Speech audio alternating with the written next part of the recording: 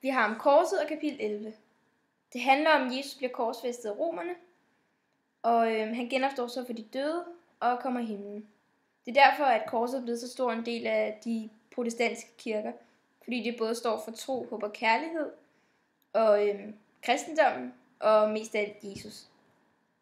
Vi står nu på Holms Kirkegård. Korset har også en stor betydning for kirkegård. Der er mange, der vælger et kors på deres grav, fordi de tror på liv efter døden. Ligesom man mener, at Jesus genopstod for de døde efter at have hængt på korset. Hvis I kan se rundt her, kan I se, at der faktisk er mange kors rundt omkring på gravstederne. Jeg står nu i Lutherkirken, og nu vil vi lave et interview med præsten Christine. Hej. Hvad synes du, korset betyder for kristendommen og kirken? Korset er det symbol, man kan genkende kirken på. Det symboliserer Jesu død og opstandelse for vores skyld. Og når jeg ser på det, så symboliserer det jo også troen på Jesus og håbet på, at der er en Gud, der passer på os. Og at han er her sammen med os, og han er der, når vi engang er døde. Og så symboliserer det selvfølgelig også kærligheden, fordi det var jo faktisk, fordi Gud elskede os, at han lod sin søn dø på et kors og opstod til livet igen. Hvad betyder korset for dig? Korset for mig betyder det faktisk det samme. Jeg synes, jeg bliver glad hver gang, jeg ser på det, fordi at jeg tror på, at jeg kan få lov til at håbe på at Gud han findes et sted. Han er her som en kraft imellem os, og håber på, at han passer på mig, og at han er den kærlighed, som er imellem os. Er der et specielt kors, du kan lide? Nej, jeg kan bedst lide det der. Mener du, at det er vigtigt, at korset hænger inde i kirken? Ja, det gør jeg. Fordi korset er jo kirkens logo, som vi snakkede om før.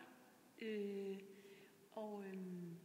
en kirke, jamen altså, der skal være et kors, fordi det minder os om hver gang, at Jesus han er død og opstået for os. Tusind tak, fordi vi måtte interviewe dig. Det var så lidt så. Kirken, hvor jeg vil fortælle om korsets betydning for kristendommen og kirken.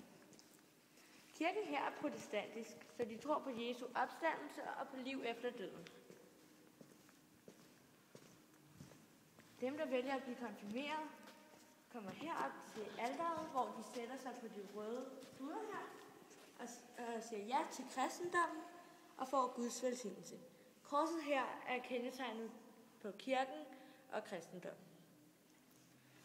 Der er gudstjeneste om søndagen, hvor dem, der er kristne, kan komme til Gud. Og så går præsten herop, blandt andet, og fortæller noget om Guds historie. Og så synger de nogle salmer for den her salmebog. Bagefter kan dem, der har lyst, vælge at komme op til alteret her.